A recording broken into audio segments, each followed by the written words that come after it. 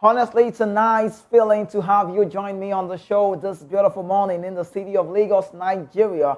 And back like I forgot my BB charger. My name is Kizike, your host on the Sports Republic show on VOP TV. Apologies for being off without notice yesterday, but a big shout out to the team. Our sports crew, David and Jerry nailed it. Thank you once again. Well, today our guest will be Henry from the Netherlands, Eindhoven to be exact. We will be doing this together. Guess what?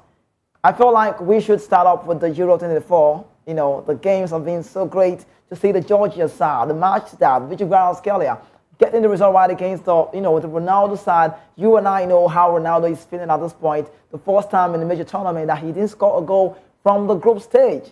That's how bad Ronaldo is feeling right now. He's been involved in five, before now, was a 5 European tournament. This one makes it the 6th one. In every of these tournaments, Ronaldo has scored a goal, but this time around, the Portuguese man, the 39 years Cristiano Ronaldo that plays for Al Nassr, is yet to find the back of the net. But before we talk about the Euros, let's delve into the problem of Nigerian football. The setup is crazy, but I know a word that says charity begins at home. So let's do it from home before we travel. I know Henry is already there, but we talk about a very big one of the most celebrated, I must say, wedding party I've ever seen all my life, and that one is great to say. We bring you this one now. Davido confesses after meeting Osimhen at his wedding. It's, for me, real recognized real. Talk about Nigerian Afrobeat superstar confessed that he was starstruck when he saw Super Eagles Victor Osimhen at his wedding on Monday. David Adeleke, popularly known as Davido, got married to his longtime girlfriend, Chioma. Thank God, on Monday, in one of the biggest celebrity weddings the country has ever experienced. The wedding had some biggest names or bigger names as well in the entertainment industry, like that of Iniedo, P-Square, Shino Rambo, King Sunny, the legendary of the game. I talk about Party Ranking, Don Jazzy, Ebuka Obi Ochendo, Big Horse, Iyanya, and many others. But then, guess what? For the sporting world, we saw a lot of big names as well, but the reigning African champion, talk about Victor Osimhen, was present. JJ Kocha was also available at the reception of that very event, and a lot of pictures were taken out there. Ceremony was great to surface, and then we saw Davido meeting up with Osimhen, the Afrobeat star, who is of course in the music industry, at his wedding. And then he said, meeting Osimhen is like a very, very big one for me. But you need to know Osimhen is currently enjoying his holiday in Nigeria, but he will return to Europe in about 2 weeks ahead of pre-season with Napoli. His future is still in doubt with the club. Talks are being ongoing, transfer from Arsenal, Chelsea, Al Hilal, Paris Saint-Germain. However, nothing has been said about Victor Osimhen. And that's how I feel this morning for Osimhen. I said it on the radio, and I'm still saying again, I wish him all of the best because I'm so scared for Osimhen. Osimhen might just not leave Napoli. And if he don't leave Napoli, he might be playing second fiddle because the manager is thinking, I might get to play someone else, not Osimhen. Osimhen will be in the team, but maybe not my first choice. And that will be how dangerous that will be for the Nigerian man. But I wish him all of the best. Very good player anytime, any day. But still on Osimhen's story, in discipline, one man, Peter EJ, has come to say Osimhen's attitude, character would scare suitors. And talk about former Nigerian international Peter EJ reckons suitors are avoiding Victor Osimhen like plague because of the attitude and character of Napoli striker. Cementing and also commenting on Facebook posts on Tuesday, who spent a major part of his career at Scandinavia. Talk about those men in Europe. He said the European scene is a small community that takes attitude and character as keys, which he thinks the Nigerian striker doesn't understand. How I wish he understood that Europe is a small community that takes attitude and character as keys because it's directly influenced by children. And at the same time, they are notorious double standard. Even Lagos is bigger than 6 countries. So it's more or less a community where everybody knows everybody. And that's what EJ is saying. He said, ostensibly reflecting on Osimhen's verbal onslaught on former Super Eagles coach Finidi George. Osimhen has played, his last match for Napoli. He haven't made it clear he wants to leave the Diego Armando Maradona Stadium at the end of the season. Napoli also are willing to, sell the player, but his 130 million release clause formerly was 150. Now it's been going down, 130. The question is, nobody can pay that amount of money at this time for Osimhen. Napoli offered him to Man United and also, for Mason Greenwood plus some cash.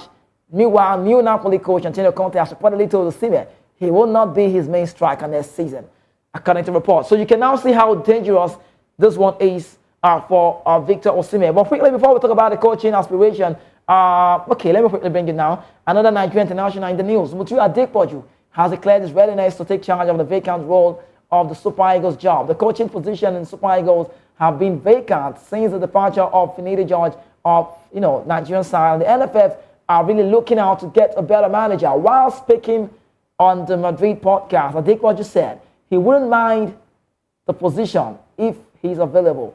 He wouldn't mind if the position will be open for me. He wouldn't mind, not me. Is Adekpoju talking now? He said he wants to be on the job. He don't mind. We had several players in the Castilla team who are brilliant coaches today, and we didn't see it at time. I have a UEFA Pro license myself, so if there is an opportunity, I wouldn't mind. I'm open.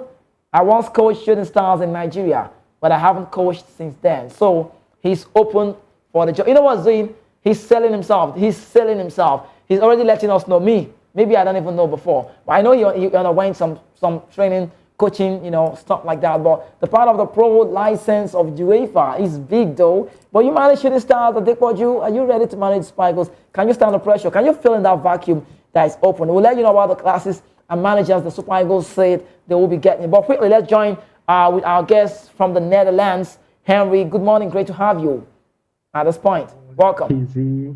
Good morning, Nigerians. Are you doing all right? Yes, sir. I'm very good. Thank you. Okay, let's talk now. You saw the big one. Have you ever had a party? Have you ever seen a wedding party like that of Davido in Netherlands? No lie. Have you ever seen a party like that of Davido's party that happened in Nigeria? One place in Nigeria. Have you seen a wedding? Let me start with that one. That wedding was classic. Not before, people were not getting money. Fizzy. No disrespect, I'm just saying though. You don't hear we do the Dutch. We do 50-50. What? So even for wedding stuff where you go still share your deal, my brother. Wow. Okay, so Osimhen attended that wedding, and Osimhen has been in the news, and NFF seems to be quiet about Victor Osimhen's scenario. I mean, it feels like he might just scale through this one. It feels like nothing will be done to Osimhen. He's having fun.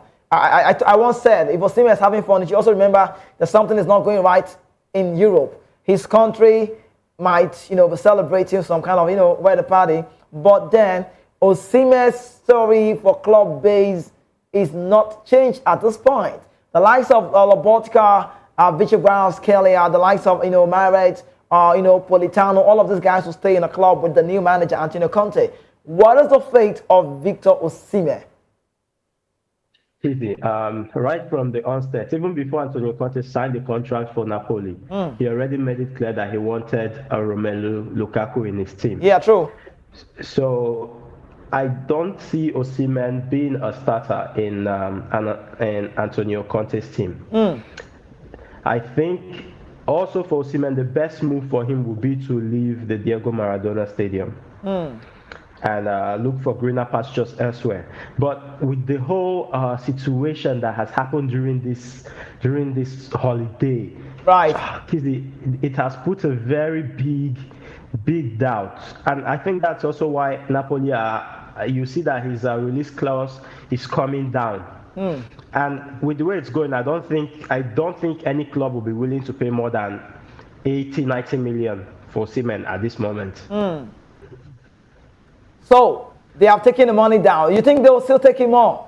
I don't think they will take. Right now it's 130. Right. Before the transfer season ends, I think it will go down to 90 or 80. I like to. If he doesn't leave, his value will depreciate even more. Okay. Yeah. That's an Osimhen. I know if he doesn't leave, his value will drop. And okay, let's bring it back to Peter EJ, former Nigerian star, who has come to say that Osimhen's attitude, character, he's not saying would scare suitors. He's saying it's a major factor. Do you believe this? Because let me even sound it. I might not be a very big fan of Victor Osimhen, like in quotes. Don't get me wrong. I love Osimhen. I can watch him play. I can pay my money to see Osimhen. But you know what I mean. But if a man like Peter EJ, who has almost he played the game to a certain level, but if he has come to say that Osimhen's character will scare suitors, then he should also know, right, that we've seen players the likes of Di Canio, the likes of Osimhen is just. I mean, Mario Balotelli, the likes of, Cantona, the cup master, players who are stubborn. Gattuso, on pitch, off pitch, we know the story of some stubborn players. Roy Keane, we know their story. Is Osimhen's, this saga right now that's going about Osimhen and Finidi George, it's not the first time Osimhen had an issue with Leon Balogun. He also had an issue with, what's the name? I think Francis Uzoho. You know the story about Victor Osimhen as well with Victor Ekpeba, legendary of the game as well. But the NFF, my point, I don't know if they're trying to make this, just whip behind, just somehow. But do you think what has happened so far with the Osimhen Finidi saga would affect the Osimhen's transfer move regarding his good play? Is it possible? The thing, yeah. All these players you've mentioned, you also have to consider that they are white guys. Osimhen is a black guy, and it's a different story altogether in Europe, especially in European football. It's a different story. I would agree with you a little bit. Balotelli, who seems to be Italian, but we know his story from the Ghanaian side, suffered it. I mean, that's why he didn't get to where he needs to be, we know. Exactly. So I don't think it will have that much of a huge impact, but any team who is going for Osimhen will also put that into consideration. Now, I'll give you an example of one that happened recently.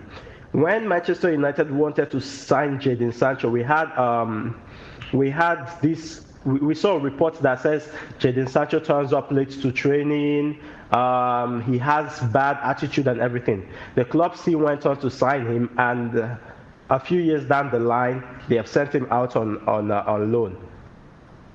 And now, if they want to sell him back, if they want to resell him, his price has dropped to almost half.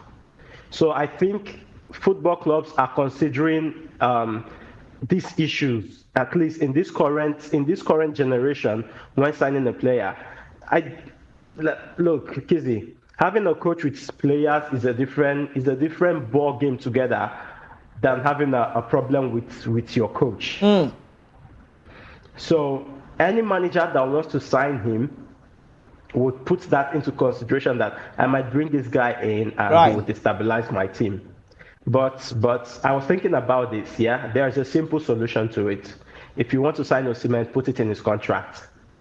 Okay. If you can put it in his contract, I think he will respect it. Are you a fan of Victor Osimhen? Okay, what clubs would you say that suits Osimhen to join at this point? Chelsea. I'm a Manchester United fan. I would love Osimhen. But right now, I think Chelsea will be the best club for him. Why Chelsea? Because Chelsea have there's the potential. The potential is there. They're a very young team, a young manager as well, and I think that one of the things that Chelsea missed last season is a prolific striker. Cole Palmer is not a striker, but he did a very good job in carrying the team. So I think if you bring an Osimhen into that team, you will see the Chelsea team completely transformed. Look, we do criticize Chelsea for spending almost £1 billion and not signing a good striker, you know? So if they can bring an Osimhen in for 80-90 million, I think it will do them a lot of good. Okay, so let's talk about Mutia Adepoju, who is selling himself. He's got a FIFA, the pro license, UEFA. I don't know, that's for UEFA though. He talked about, we know his story. We know he had some game time in the European scene. We know he was also a part of the squad that worked with, the Dutcharian, Clement Hendrik Westerhoff. But let's be realistic about Adepoju. It's not like a bubble gum, like choose, make a play. Choose. I don't know. I'm just saying that's how the vacant role of the Super Eagle looks right now. But he's come to say, I don't mind. If you give me the space, I can do this job. I would love to manage Super Eagle. He went as far as linking up the talk that said, I manage shooting stars. Don't forget as well, Finidi George managed Eyimba. Now, this management I manage, you got to that space. Even though I can say that, I would say, so with the UEFA Pro license and the rest of that, can he do the job? Should we do a trial and give Adepoju? I'm just saying, I'm not NFF, I don't know, I just talk. Easy. I'm not NFF as well. But the thing is that he's someone who has a lot of experience. Yeah. But experience in what? Sorry, experience in what? On what? In playing the game, not in management. Oh, not in management. Okay. because according to him, he managed Shooting Stars, and that was a long time ago. So and football has changed. Like almost every season, football changes. So right now, I don't think that the Super Eagles can afford a trial at a manager. Right. We need someone who will come in and we are certain that he will win us the rest of the game to qualify us for the World Cup, because it would be a very big shame that we don't go to the World Cup from this our current group. Are you still believing that we can make it? Kizzy, the chances are very slim. You need to win all your games. Your 6 games, you need to win all. If you don't win all, you see a draw is not an option. Do you understand how bad it is? A draw is not an option. So you need to win. So you play South Africa in September. You have to win in South Africa. You know how dangerous that would be. I know. That's why I say our chances are very slim. But I believe that I believe the boys. I don't even have an option now to believe them, because I want to go and watch the World Cup. And it would be a big shame that I go to watch the World Cup and my country is not playing. Yeah, I know how bad that will be. But quickly, let's talk about Brown Ideye, a very big man. I'll talk about the former West Brom Albion star. Brown Ideye has noted that this current Super Eagles player lack passion and spirit of nationalism and are not desperate to defend the colors of the Nigerian side. He said, a leader has to be someone who has been in the team for years and years. In the present Super Eagles, we don't have those players like Vincent Ayama, Joseph Yobo anymore. He said, who do you want to give a leader? Ekong. It's not about having a captain band. Can Ekong sit Osimhen, Chukwueze and Lookman down and speak to them? No, I don't see Osimhen sitting down with Ekong and hearing everything he had to say without uttering a word. And you know, yesterday on the show when David was here and also Jerry, they talked about it and I was saying it away from here. And I was just following the show. Now, I think everything Brown Ideye has been saying, I've just been nice. Let me say it. Now, I love to share this to the people on the outside. You need to know, being a leader does not mean being old in the team.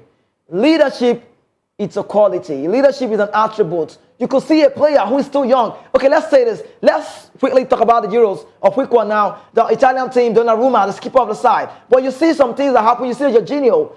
These ones are leaders within themselves. They already know. I mean, it's in them. You can see it. These current Super Eagles, I would support Brown Ideye this morning. And I'm asking you, Henry, do we still have leaders in that team? Just Ekong, is he a leader? I don't even know. Sorry to say, but for me, no. I'm just saying, I don't know. Ahmed Musa was there. His presence was okay. He's still our skipper, even though he's not yet retired. But then, he's not in the present squad. So no one should talk about Ahmed Musa. Do we have leaders or leader? Just one leader at least in that team. Ahmed Musa is not retired, yeah? Yes. But he can still call these players to order. He still has a role to play until he hangs up his boots at the international stage. Even when he's not in the team. Even when he's not. Even when he's not selected. Yes, even when he's not selected. That's you see what you said. You said leadership is a quality. Right. So that's that quality that we are expecting from him as a leader, because I know he's still our skipper, and that means he is still the leader of that team, even though he is not in the present squad. You can put up a call through and say, hey, Osimhen or Victor, I need to talk to you. Or Chukwueze, please, if you guys, like right now it's summer holiday, that means these players are free. You can call them to your place, sit them down and talk to them. I would have said that I expected the likes of Victor Osimhen, even though he's so young, to be one of the leaders in that team. But the lack of discipline is just very, I don't know. So you've said it. So you've said it all. Victor Osimhen is in discipline. Yes or no? Yeah, he is in discipline, of course.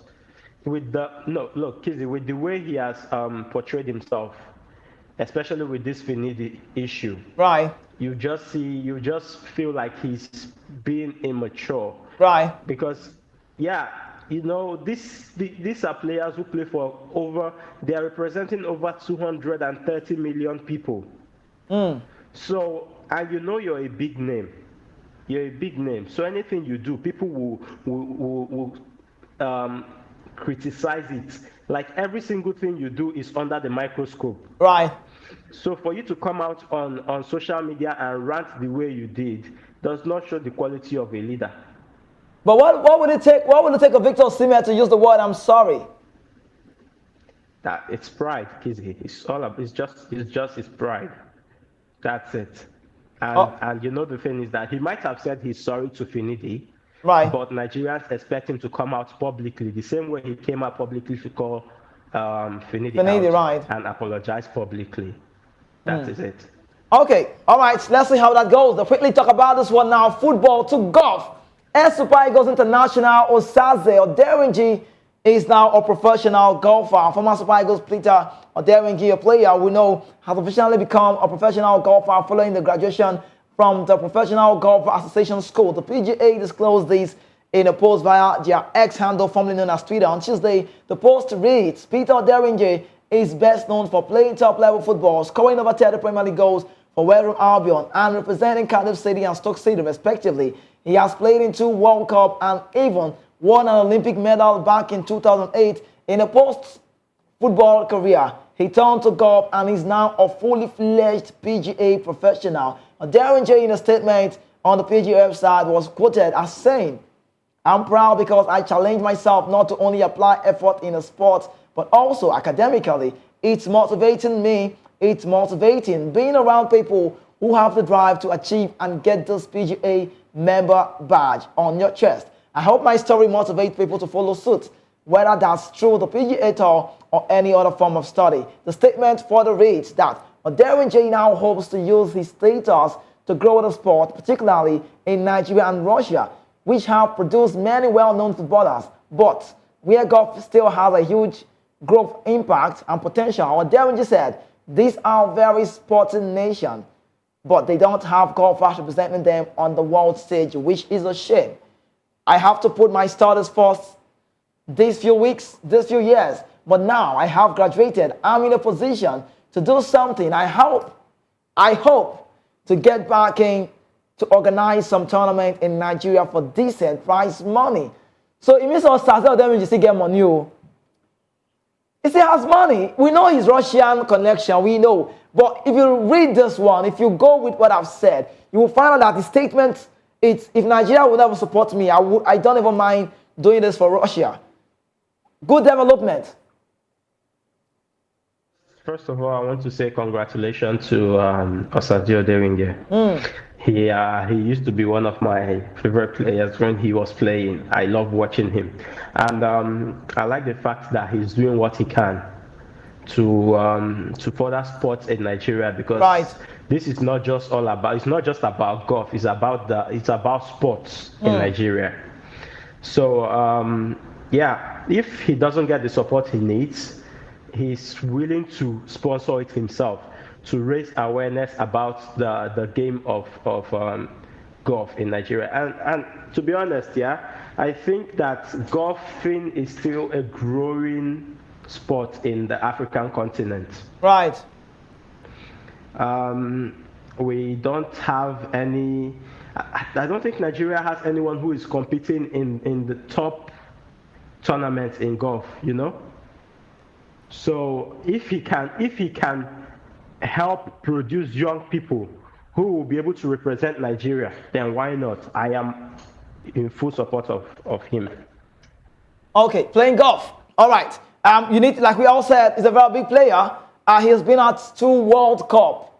These Super Eagles boys, this our Super Eagles team that they all did. So this our lineup under Finidi and Pesero. How many of them knows what the World Cup looks like? Please, let's go on a quick break. When we return, it will be time for us to talk about the European scene and let you know. We start with the debutant, Georgia. What a shocker yesterday. And they have also made it to the round of 16. But then Portugal has got nothing to lose. But for Ronaldo, he's got everything to lose. Not scoring a goal in the major tournament. We'll be back shortly. Stay with us, please.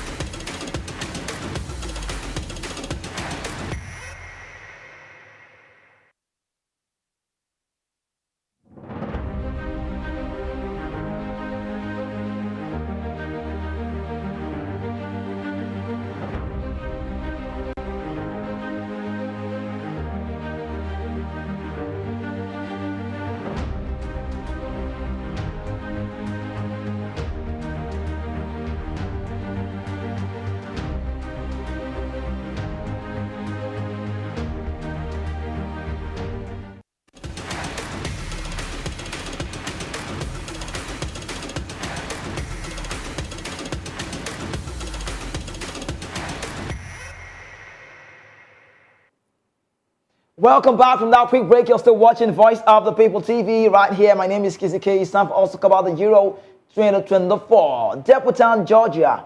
What a game yesterday. What a match. In a stunning upset, Georgia making its debut in the UEFA Euro 2024 defeated heavily favored Portugal 2-0 to advance to the knockout stages. Victor Kvaratskhelia and Georges Machuzat scored the goal that sealed Georgia's historic win. Although Portugal had already secured a spot in the next round after winning its first 2 matches, Georgia's victory marked a remarkable achievement for the team. Georgia will now face Spain in the next round, while Portugal will take on Slovenia.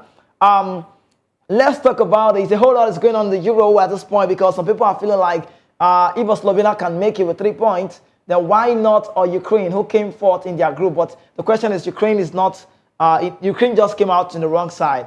They did so well, 4 points. I know Shevchenko and his team will be crying now. But let's talk about a team that if I start pronouncing their names, you would know, you would understand that that's a very big assignment for any sport analyst. The names are Mashvili, Likizvili, like everything is Vili, like going to the Vili. I don't know where they're really going to. But yesterday, debutants like a Georgian side, you know, it was crazy when I saw that game. I know some players were arrested because they already qualified. You know, the likes of Dalo got a start. No Vitinha, that was João Neves. Ruben Neves came later on from the bench. Palhinha. So I think like 3 key guys started. Palhinha, Ronaldo, and Costa, the goalkeeper. These are the key guys in the team. But Ronaldo, we know why he started. The manager is trying to see that he scores a goal. But Georgia, being debutant, Henry, for crying out loud, tell me the truth. Did you ever see the Georgian side coming out from that group?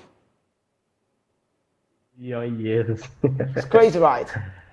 That's the truth. For that game, I had predicted that Portugal will win 3-0. That was my prediction for that game. Right. But to my surprise, we see Kvaratskhelia and Mikatutse. Match start. Don't even try to call the name. Just respect yourself and do the job because these guys' their names are dangerous. It could disgrace a sport analyst on air. Tell me. And but that's the thing, yeah. We have this saying from David E. That right. football is like biscuit. Exactly. You never know from anywhere. That's what happened to Portugal the other night. Even I think Portugal were stunned.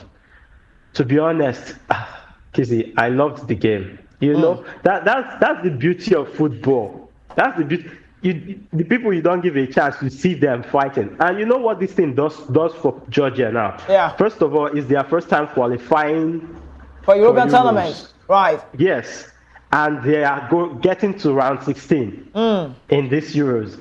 Like I read an article that said that was the best day of those players. That was the best day of their lives. Exactly. True. Imagine the joy in that country. Now, the win against Portugal, it will motivate those players that against Spain will have to bring their A game to the table. If not, they will be going back home.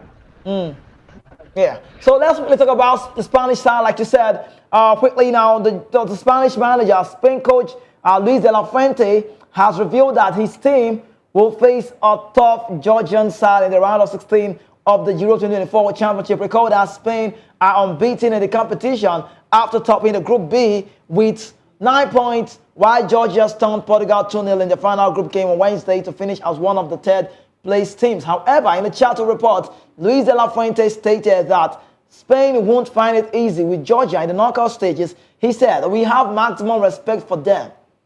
They are a team that's having a great tournament. They said they defeated Portugal, and that's due to the experience we have. We've seen that they have been improving and progressing in each of their performances. We will have to give our best against that side." He said, "We've seen that they've changed the system somewhat, but not the idea they have. With players who come out very quickly in transition, we will have to be very careful. The experience of having played matches and the security of having qualified with the motivation that comes from beating Portugal make them more dangerous. They, thanks to their trajectory, will have a security. We too will have ours. We have to reaffirm our path, our idea, and continue to grow in our heads Our hearts and our legs are continuing to improve. Our players understand that. If we want to go far in this tournament, we must be constant. Now, you could see the fear from De La Fuente. I know the Spanish side have a good squad. They are the only side that got a win throughout without losing a game. They are the only side that is yet to concede a goal. And I will tell you the truth, Henry. Luis De La Fuente is managing that team very well. The way he transitions the right back sometimes. Carvajal goes to the bench. We see a lot of changes. He's doing it well. Rodri the other time did not start. It was Zubimendi and Merino. It's a turnaround. Up front, Jezebel, no Morata. He's skimming the game. Everybody's playing. No Nico Williams the other time. Ferran Torres came and scored a goal. He was the man of the match. What a Spanish team. But then, what is the fate of Georgia playing against Spain? They are the underdogs. Can the biscuits? Just say it. Can you imagine the joy that would be in Georgia if they knock Spain out? Is it possible? It is easy. The Georgia stand a chance when playing against Portugal. Nobody believed they did. Yeah, true, right. So I think right now, this is a knockout stage. So it's a 50-50. Anybody can go home. That's how it is. Even the English team, with all their stars and everything, they can go home. Portugal can go, Spain can go home, to be honest. And right now, there's any team that qualified for this round. I don't consider them as underdogs anymore. Like right. what we say in the Netherlands is now this statement came out after our game the other night that we lost. Yeah. Right. The statement is door is door. That means through is true. That means when you've gone through the group, you're through the group. It doesn't matter how you get through the group, as long as you're through the group. Now, the big thing for Georgia is for them to focus on this next match. And I see them giving the Spanish team a very tough match, to be honest. You're okay. Let's say this. What about your Netherlands? What happened to your Netherlands? Because the door is door. Let's not deliberate on it. Okay. All right. Window is window. Nigeria, I'll tell you. Let's go with the next one now. Ukraine exit after goalless draw with Belgium. And then Ukraine hope of qualifying for the knockout stage of the U24 was dashed on Wednesday after playing a goalless draw with Belgium side in the final group game. It was a game low on quality with Ukraine unable to find a goal that would have sent them through and Belgium crashing out. The best early chance fell to Romelu Lukaku, who was played in by a trademark defense, splitting pass from K to B Kevin De Bruyne in the 7th minute, but also has often in this tournament. The striker flopped at his finish. Ukraine had chances on their own too. Also, I'll talk about Roman Yaremchuk will regret not being more selfish when he was played in and also rather shooting up there to square for Artem Dovbyk, but his pass was too hard and flew harmlessly, across the goal. In all, Belgium's second place finish sets it up with a tougher part in the knockout stage. They'll be taking on the France side in the round of 16 on Monday, putting their team on the side of the bracket that many view as a gauntlet. Now, let's talk about the Belgium side. Domenico Tedesco is the manager. He's doing his own transition and he's working out. But Lukaku is having a bad Euro. He's playing well, but it sounds like he's cursed from the village. Each time he scores, they disallow the goal. And he's seen 3 goals disallowed in the Euro. And I feel so much for Lukaku, sincerely. But yesterday, after that very game, the players of the Belgian side, they got a draw. They were applauding, the way they do. The fans, they went to the fans, and the fans were chanting, angry with the players. And Kevin De Bruyne said, okay, let's do this. And, they started chanting at Kevin De Bruyne, a lot of the team. And later, when he was given the MVP, the POTM, the player of the tournament, of the match, he was still booed. How would the Belgium side now take on their next game, knowing fully well they are playing against a man, not the team now alone. They are playing against one man in the middle of the pack. He's won the best player twice. His name is N'Golo Kante. I know you fear him. I fear him. We know the world knows Kante has got quality. And if Kylian Mbappe happens to be on his A day or A game, and Osimhen Dembele, Rabiot, you talk about Chomeni, Camavinga, these guys, Randall Colomani, Thuram, and, Griezmann, is he a walk in the park for France? Like I said, anything that gets to this next stage is a 50-50. Now, the French team has not been sensational in this tournament so far. Yeah. So and the Belgium team has even been worse than the French team. I have Belgian colleagues, and Okay. I asked her how are they taking the Euros. She's like, yeah, nobody really cares about this current Euros in Belgium because um, they have seen how their team is performing. So people are just the fans are not supporting Belgium like they usually do. I think the fans actually expected them to go home from the group. Now, Belgium going to be facing off against France. It's a big game. On It's a Monday. big game. It's not more Yeah. far on Monday. But let me forget you. Who would win that game? Um, I'll give it to France. I'll give it. I think they've got the quality, not just the quality, but they score more goals than the Belgium team. I think the Belgium team, Kizzy, I don't really see them. I don't really see them doing anything phenomenal in that game, unless Kizzy. Now, and this is the thing, yeah. The fans, the Belgian fans who booed them at their last match, unless these players take that as a motivation to go on and do better in the next match so that they will get the fans back to their side. Unless that happens, I don't see Belgium winning against France. Okay, so let's see how that goes. When I was calling the names of of the French guys, I felt like I should have called the Trossard, the Amdou Onana, the Debas, the Fais, Kevin De Bruyne, Lukaku. They've got Carrasco. They have a good team, no doubt. I'm sorry for just doing the France team. But quickly, let's talk about the English national team. Cole Palmer calls for calm from England fans. And I don't know how they are feeling right now because Chelsea midfielder Cole Palmer has urged England fans to remain calm after the team goalless draw against Slovenia. According to Cole Palmer, we know we can play better. Everybody knows that. England were booed off by their own fans at full time. There's no hiding it. Our aim was to qualify and finish top of the group, and we've done that. They didn't top the group. He said, okay, we have levels to go. We have qualified from the group, and it's not about kicking it out. Palmer impressed in the Cameroon game and also added, I just tried to play my game no matter where I play, club or country, but it was nice and exciting to play. Everyone knows we can go up levels. We just need to do it now in the knockout. We can go up levels, and I'm sure we will do that. Okay, yes, they top the group, 5 points, and Denmark, Slovenia. What is wrong with this England national team? What's going on? What's their problem? Coaching. Because we see that You're laughing. English team that has the best player in La Liga, Right. best player in Bundesliga, and then best player in EPL. We see them struggling to score goals. Imagine a Harry Kane in the Bundesliga scored over 40 goals in the Bundesliga. Yeah, and then you come to the Euros. I think so far Harry Kane has only scored 1 goal. Right. And Kissy, also the same thing that happened to the Belgian team is the same thing that happened to the English team. They were booed off. Their fans booed them off from the pitch at the end of the match with Slovenia. And right from the onset, I had already told my English friends and English fans that with Southgate as head coach, I don't think the England team will win. If you remember at the start of the Euros, I also said that here.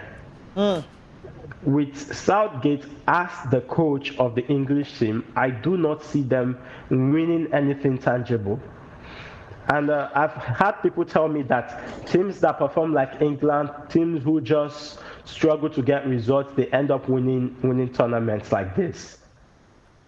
But in this case, look, Kizzy, if your team wins, if your team loses, in fact, but you play good football, you see that the fans will applaud you. Yeah, true. But okay. in this case, it's a different ball game. Fans are going you out. Then that means you know that something is definitely wrong. Okay, a whole lot is wrong with the national team of the Three Lions. I keep saying it all the time. Gary Southgate needs to understand. I love to say this, but it sounds like I'm just talking. Jude Bellingham is not playing in the Real Madrid setup. He should understand that this is England. Now, we've seen games where Harry Kane struggled. People are beginning to wonder, why is Harry Kane not playing well? I'll tell you, the passes aren't coming. The passes are not coming. Jude Bellingham wants to score goals. I mean, there's a rotation with Phil Foden. Foden drives to the left, he goes to the right. I mean, there's like a switch. But then the lineup, the starts, I feel like Gareth Southgate should go elsewhere. Go all the way. Give players like Anthony Gordon to start. Anthony Gordon, for crying out loud, plays in the Premier League, starts from Newcastle. That's how big he is. Plays against City. He can give a Kyle Walker a run for the money in the line. He's speedy. He's pacey. Better word, pacey. He's got power to make dazzle, So I feel like Southgate should not be scared to make changes. If you feel that Harry Kane is not giving your A game, possibly give Oli Watkins an opportunity. See, they have a squad that should be dominating. But I feel like Southgate is scared of making some changes, and he's in doubt. I must tell you, Henry, let me be factual. He's likely going to lose his job after the Euros. Do you think so? If they don't win the Euros, yeah, he's gone. Even if they get to the final and he doesn't win it, he's gone. Okay. Even he knows it. I think in one of his interviews he came out to say it, that he knows that if he doesn't win the Euros, that he will probably not be here next year. Okay. All right, you're still watching Voice of the People Television, and it's time for also, really get the comments. Keep your comments coming for everything we've said. You'll feel, just keep it coming. Let's talk more. If you feel what I'm saying or what Henry is saying, you're going contrary to us, also just drop it. But if you think we're saying it right your way, then also keep it coming, just drop it. Let's talk about the Copa America, and let's quickly get the comment first. Okay, this one from Toha Mozokmai says, Georgia did what many people expected last night. Even though Portugal had already qualified for the round of 16, as it stands, they can send Spain packing. Is it true? Henry, is that true? It is true. Like I said, if Spain does not bring their A game on Monday, if they don't come with their A game, they should just be ready to go back to Madrid. I think the point is this Georgian side, they are very hungry. They played their hearts out yesterday. They knew that a draw would not do, just a win. And we had the Portugal side that was just selecting, the Conceição, the Ronaldo. They were just playing the number. They don't want to get injured. But you played against a team that was hungry. And this win for Georgia against Portugal, trust me, they will give it a very big fight for the Spanish side.